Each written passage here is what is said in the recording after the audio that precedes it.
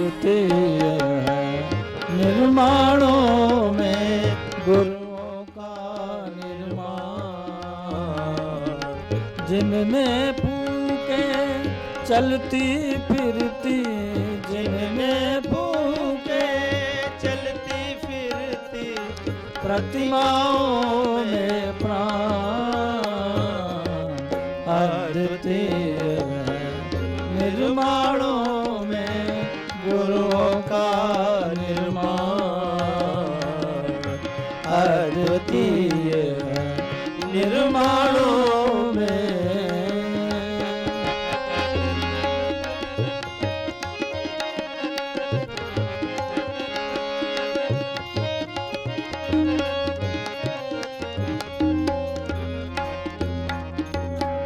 विश्वामित्र और संदीपन राम कृष्ण निर्माता। विश्वामित्र और संदीपन राम कृष्ण निर्माता। अंगुलिमाल अम्बपाले का जुड़ा बुद्ध से नाता। अंगुलिमाल अम्बपाली का जुड़ा बुद्ध से नाता। थे चाणक्य की चंद्रगुप्त के अनुपम भाग्य विधाता। थे चाणक्य की चंद्रगुप्त के अनुपम भाग्य विधाता। और शिवाजी थे समर्थ के सपनों के उद्गाता। और शिवाजी थे समर्थ के सपनों के उद्गाता। गुरु के अनुदानों की महिमा, गुरु के अनुदानों की महिमा अनुपम और महान अद्वितीय है। निर्माणों में गुरुओं का निर्माण अद्वितीय है। निर्माणों में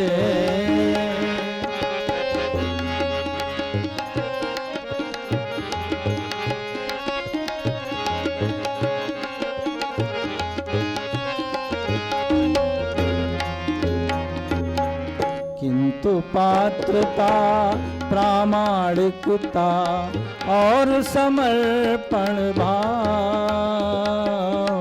किंतु पात्रता प्रामाणिकता और समर्पण भाव कर पाता है गुरु गरिमा का ग्रहण अचूक प्रभाव।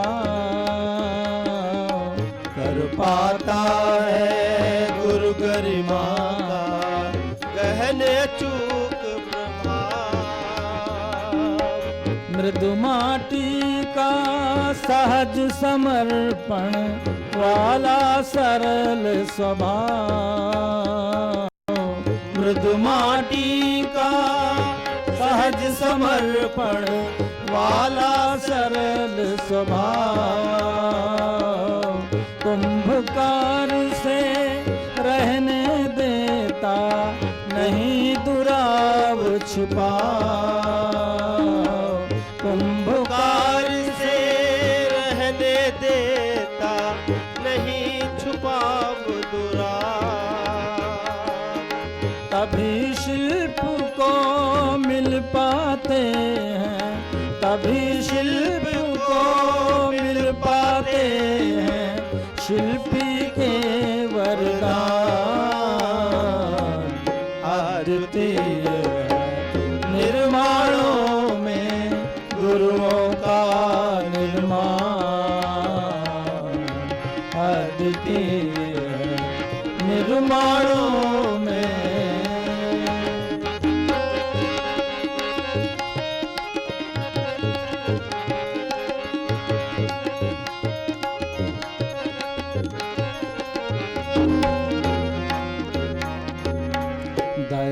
दयानंद बन सके मूल शंकर गुरु की गरिमा से। दयानंद बन सके मूल शंकर गुरु की गरिमा से। बने विवेकानंद नरेंद्र भी गुरुता की महिमा से। बने विवेकानंद नरेंद्र भी गुरुता की महिमा से। एकलव्य तो धन्य हुआ केवल गुरु की प्रतिमा से। एकलव्य तो धन्य हुआ केवल गुरु की प्रतिमा से। बना जगत गुरु देश हमारा गुरुता की गरिमा से। बना जगत गुरु देश हमारा गुरुता की गरिमा से। पावन तम गुरु परंपरा के, पावन तम गुरु परंपरा के अनगिन है अनुदान। अद्वितीय है निर्माणों में गुरुओं का निर्माण। अद्वितीय है निर्माणों में गुरुओं का निर्माण। जिनने फूके चलती फिरती, जिनने फूके चलती फिरती प्रतिमाओं में प्राण। अद्वितीय है निर्माणों में गुरुओं का निर्माण। अद्वितीय है निर्माणों में गुरुओं का निर्माण। अद्वितीय है निर्माणों में। हमारे बीच हमारे मुख्य अतिथि पधार चुके हैं, आदरणीय डॉक्टर चिन्मय पांडे जी। ओम भूर्भुवः स्वः तत्सवितुर्वरेण्यं भर्गो देवस्य धीमहि धियो यो नः प्रचोदयात्।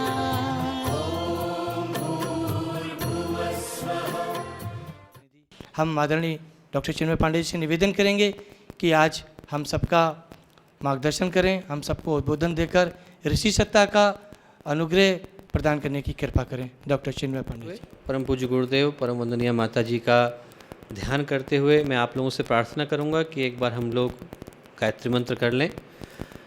गायत्री मंत्र के अधिष्ठाता देवता स्वयं सूर्य भगवान हैं, सविता देवता हैं, और बिना मांगे ही वो हम लोगों के ऊपर आज बहुत प्रकाश, बहुत सारा तेज बरसा रहे हैं। तो और प्रार्थना करें कि उनका तेज, उनका ओज, उनका वर्चस्व हमारे कण कण में प्रवाहित हो, अग्रसरित हो। इस भावना के साथ गायत्री मंत्र साथ साथ। ओम भूर्भुवः स्वः तत्सवितुर्वरेण्यं भर्गो देवस्य धीमहि धियो यो नः प्रचोदयात्।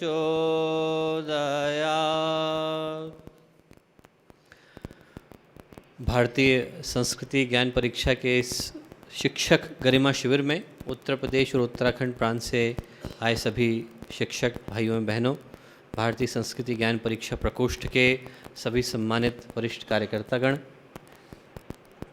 मित्रों, सबसे पहले तो मैं भारतीय संस्कृति ज्ञान परीक्षा टीम को, अंगद सिंह जी को, सब लोगों को हार्दिक रूप से धन्यवाद दूंगा, उनका अभिनंदन करूंगा कि जो परंपरा यहाँ पर शिक्षक गरिमा शिविर की प्रारंभ करी वो अनवरत रूप से चल रही है, निरंतर नए लोगों तक पहुँच रही है, नए ज्ञान को, नए संदेश को ले जा रही है। इसके लिए सारी टीम को बहुत बहुत आभार, बहुत बहुत धन्यवाद। दूसरा सबसे बड़ा धन्यवाद आप लोगों को कि धूप इतनी ज़्यादा है, चिलचिलाती धूप में आप लोग यहाँ तक आए, और मुझे पता है कि कमरे के बहुत सारे कोनों तक पंखे की हवा नहीं पहुँच रही है, तो इस सारे कष्टों को ध्यान में रखते हुए भी आप लोग यहाँ पर बैठे हैं। आप लोगों को बहुत बहुत धन्यवाद। जिस विषय पर मुझको बोलने के लिए कहा गया है वो है नई पीढ़ी के निर्माण में शिक्षकों की भूमिका।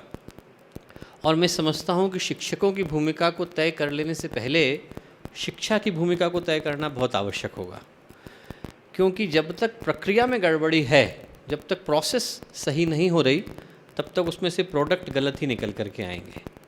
और यदि हम लोग शिक्षा की भूमिका को तय नहीं कर पाए, तब तक शिक्षक की भूमिका को तय कर पाना संभव नहीं होगा। और यदि हमें शिक्षा की भूमिका को जानना हो तो हमें परमात्मा की इस बनाई हुई अप्रतिम कृति, इस सृष्टि, इस प्रकृति पर एक नज़र दौड़ानी होगी।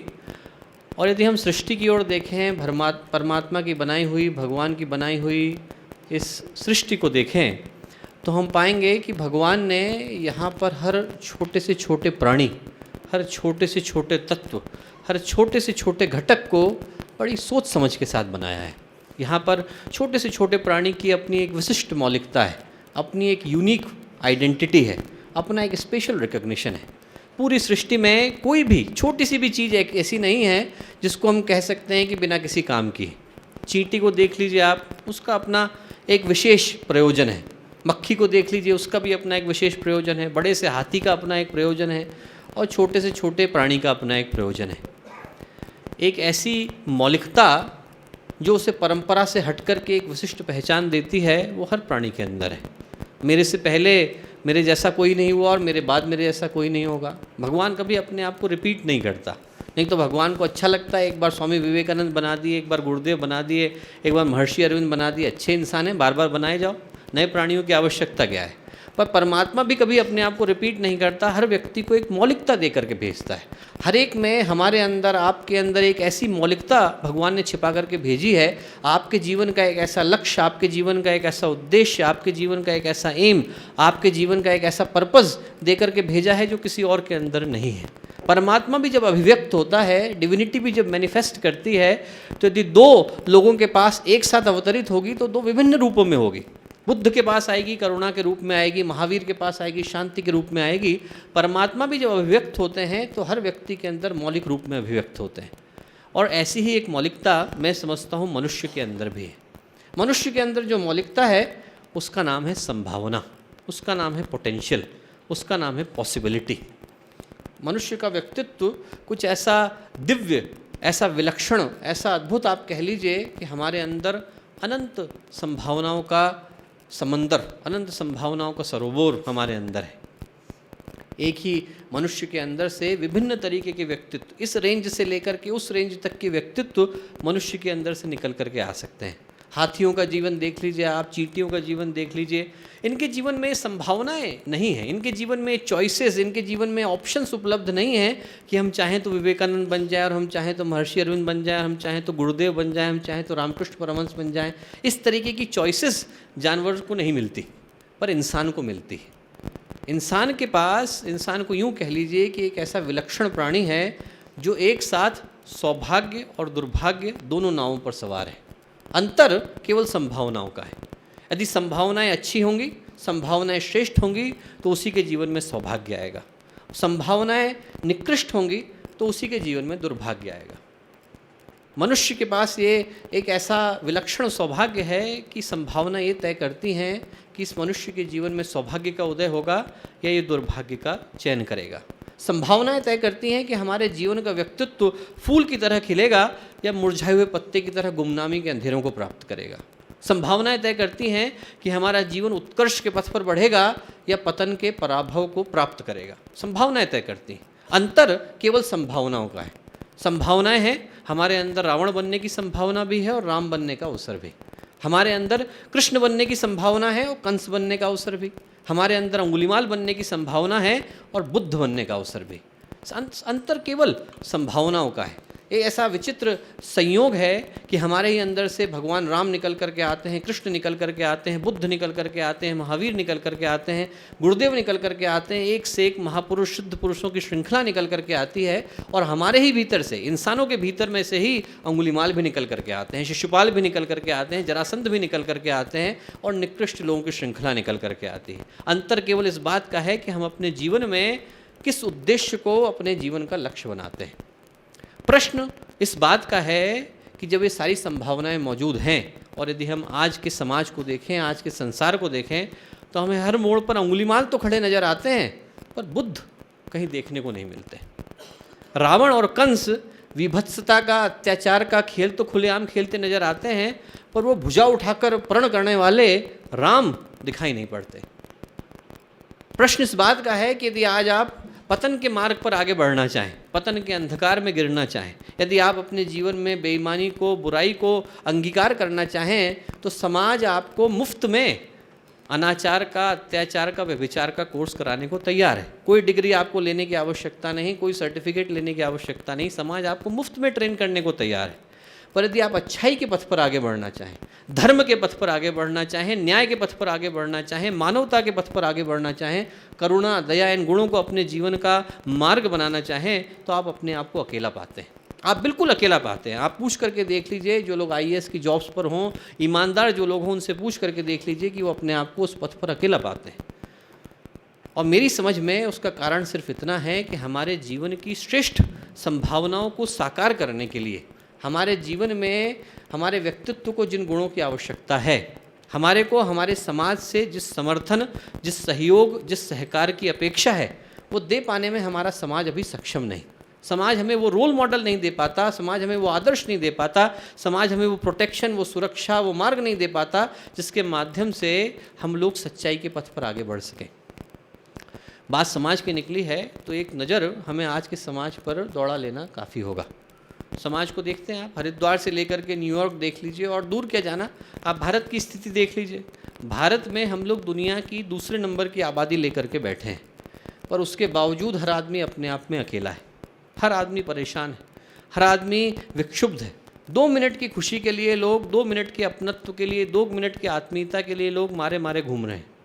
परिवारों को देख लीजिए आप, परिवारों में पारिवारिकता नहीं है, भाई को भाई पर शक है, बाप को बेटे पर शक है, बेटे को बाप पर शक है, एक छत के नीचे रहते हैं लोग अजनबी हैं। समाज में सामाजिकता नहीं है, प्यार नहीं है, अपनापन नहीं है, सहकार नहीं है। कुछ ऐसा हो गया दोस्तों, आप लोगों में से जो लोग बुजुर्ग हैं, आप लोगों में से जिनने 50-60 साल की दुनिया देखी है, वो जानते हैं, उनकी आंखों के सामने इस देश का, इस समाज का रुख पूरी तरह से बदल गया। आज से 30 साल पहले, मैं अपने शांति कुंज की बात बताऊं, आप कहीं पे भी जाएं, हमें खुद याद नहीं कि हम सुबह का खाना कहाँ खाते थे, किस चाचा जी के घर में बैठते थे, किस मामा जी के घर में बैठते थे। शाम को हमें पता नहीं होता था किसके घर में खाना खाएंगे। और आज की तारीख में आपको अपने सामने वाले के पड़ोसी का नाम पता नहीं, और ये नहीं पता कि उसके पास आप जाएंगे तो आपको प्रेम से अपनाया जाएगा या आपको गाली दे करके बाहर भेजा जाएगा। समाज जो है बहुत बुरी तरह से बिखर चुका है दोस्तों, समाज जो है पूरी तरह से टूट चुका है। इसके अंदर हर व्यक्ति अपने आप को अकेला पाता है, हर व्यक्ति अपने आप को बिल्कुल एकाकी, बिल्कुल आइसोलेटेड पाता है, ऐसा जैसे बहुत बड़ा समंदर हो और उसके अंदर बहुत सारे द्वीप निकल आए हों, बहुत सारे आइलैंड निकल आए हों, हर व्यक्ति अपनी अपनी ज़िंदगी लेकर के कहीं कहीं चल रहा है। पर ऐसा नहीं है कि यहीं पर अंत हो जाता है। गुरुदेव कहते हैं, गुरुदेव कहा करते थे कि हर मोड़ से एक नई राह शुरू होती है, हर मोड़ से एक नई राह शुरू होती है। और यदि हम लोग चाहें, इसी मोड़ से एक नई राह शुरू करना चाहें, इंसान को इंसानियत का पाठ पढ़ाना चाहें, परिवार में पारिवारिकता लौटाना चाहें, समाज में सामाजिकता लौटाना चाहें, तो हमें मनुष्य के व्यक्तित्व के उस पहलू पर काम करना होगा जहाँ लाया गया परिवर्तन स्थायी हो, जहाँ लाया गया परिवर्तन परमानेंट हो, जहाँ लाया गया परिवर्तन लॉन्ग लास्टिंग हो। परिवर्तन हम बहुत करते हैं, पहले हमें लगा कि कम्युनिज्म से शायद सारी प्रॉब्लम सॉल्व हो जाएंगी, फिर लगा नहीं कैपिटलिज्म से हो जाएगी, फिर लगा डेमोक्रेसी से हो जाएगी। बाहर के परिवर्तन की मैं बात नहीं करता, मैं बात करता हूँ मनुष्य के व्यक्तित्व के अंतरंग के परिवर्तन की, जहाँ पर लाया गया परिवर्तन स्थायी हो। और मेरी समझ में उस पहलू का नाम है शिक्षा, उस पहलू का नाम है एजुकेशन।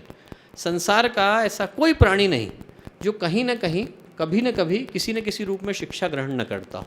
हर कोई करता है, फॉर्मली स्कूल जाते हों या न जाते हों, शिक्षा हर कोई ग्रहण करता है।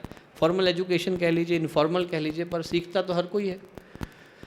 और यदि उस शिक्षा को हम लोग देखें, उस शिक्षा को देखें जो आज बच्चे स्कूलों में प्राप्त करते हैं, तो ऐसा नज़र आता है कि उसमें दिशा का भी थोड़ा सा अभाव है। मैं ये नहीं कहता कि शिक्षा जो है अपूर्ण, शिक्षा जो है वो गलत है, मैं ये नहीं कहता। मैं कहता हूँ शिक्षा अपूर्ण है, इनकम्प्लीट है।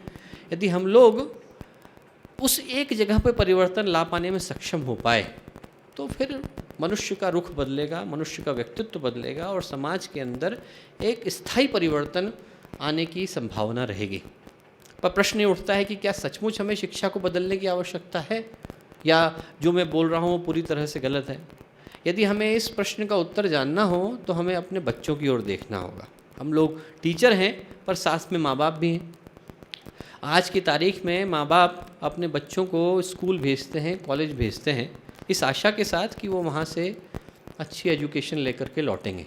और बच्चियाँ डिग्रियाँ लेकर के भी लौटते हैं, सर्टिफिकेट लेकर के भी लौटते हैं, शिक्षा लेकर के भी लौटते हैं, साक्षरता लेकर के भी लौटते हैं।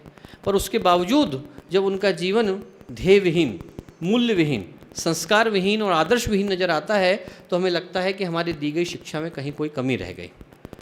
हमने उनको पढ़ा तो दिया, हमने उन्हें डॉक्टर तो बना दिया, हमने उन्हें इंजीनियर भी बना दिया, हमने उन्हें अकाउंटेंट, लॉयर और सब कुछ बना दिया, पर हम उन्हें अच्छा इंसान नहीं बना पाए।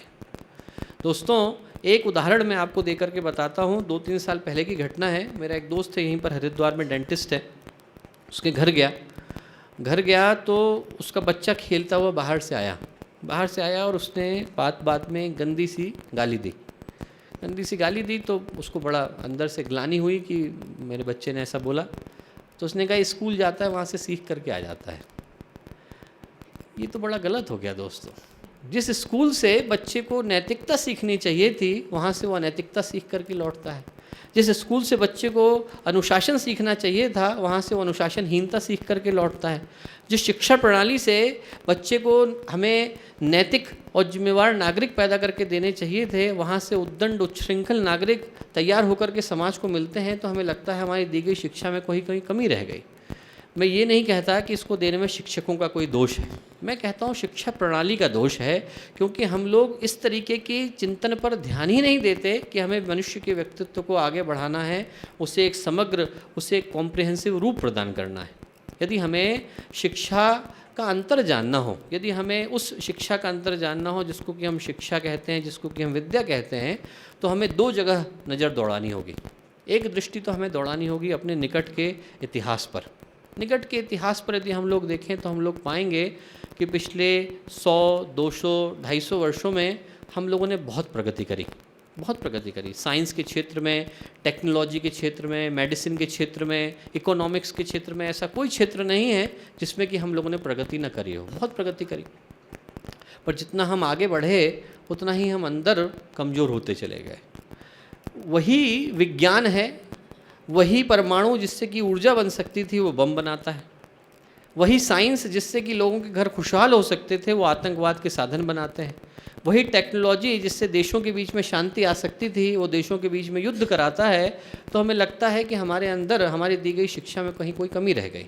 ये कमी इसलिए रह गई कि जितनी मेहनत हमने इन टेक्नोलॉजी को बनाने में करी, इन यंत्रों को बनाने में करी, इन इक्विपमेंट्स को, इन इंस्ट्रूमेंट्स को बनाने में करी, यदि उतनी ही मेहनत उस इंसान के ऊपर करी होती जो उनको चलाने वाला है, उसके चिंतन, उसके चरित्र, उसके व्यक्तित्व पर करी होती, तो आज हमें दिन नहीं देखने को मिलता। यही अंतर शिक्षा और विद्या का अंतर है कि शिक्षा जीवन में साक्षरता प्रदान करती है, पर विद्या सार्थकता प्रदान करती है। विद्या ये प्रदान करती है, ठीक है, हमारे बाहर का लौकिक विकास का पथ प्रशस्त होता है, हमें अच्छा रोजगार मिलता है, हमें अच्छी डिग्रियां मिलती हैं, हमें अच्छे सर्टिफिकेट मिलते हैं, इसमें कोई डाउट नहीं। पर आज की विद्या, ये आज की शिक्षा ये नहीं बता पाती कि आदमी अच्छा इंसान बनेगा या नहीं बनेगा। प्रश्न केवल इस बात का है कि आप अपने बच्चे को डॉक्टर बनाएं, इंजीनियर बनाएं, जो उचित लगता है वो बनाएं, पर साथ में उसको अच्छा इंसान भी बनाएं। यही विद्या का मूलभूत उद्देश्य है। एक उदाहरण मैं आपको देना चाहूँगा। उदाहरण बहुत छोटी सी और गरीब महिला का है। गरीब महिला, उसका नाम है सुहासिनी देवी, अभी भी जिंदा है।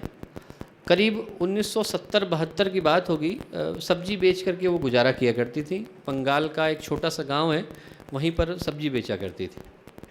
उनके पति की मृत्यु गांव में हो गई। उस ज़माने में हॉस्पिटल इतने नहीं थे, मेडिकल फैसिलिटीज़ नहीं थी। गांव में उनके पति की मृत्यु हो गई और उनने प्रण किया, सब्जी बेचने वाली महिला ने, सुहासिनी देवी ने प्रण किया कि आज के बाद मैं प्रयत्न करूंगी कि मेरे गांव में एक ऐसा क्लिनिक खुले जिससे कि यहाँ से कोई भी बिना मेडिकल फैसिलिटी के न मरे। और उसने रोज़ 25-25 पैसे, 50-50 पैसे, 1-1 रुपया जो उनकी कैपेसिटी में था वो उन्होंने बचाना शुरू किया। 25 साल लगे। 25 साल में क्या हुआ कि उनके 2 लड़के थे। पहला वाला लड़का तो मज़दूर बना, दूसरा वाला लड़का जो था वो मेहनती था, पढ़ने में तेज़ था और उसने PMT निकाली और वो MBBS उसने कंप्लीट कर लिया। सत्य घटना बता रहा हूँ आपको, MBBS उसने कंप्लीट कर लिया। MBBS करने के बाद उस लड़के का सिलेक्शन MD में हो गया। MD में सिलेक्शन हो जाने के बाद बजाय उसने MD में एडमिशन लेने के, वो अपने गांव चला गया कि मेरी माँ रोज़ 25-25 पैसे बचा करके ये जो काम कर रही है, मुझे इस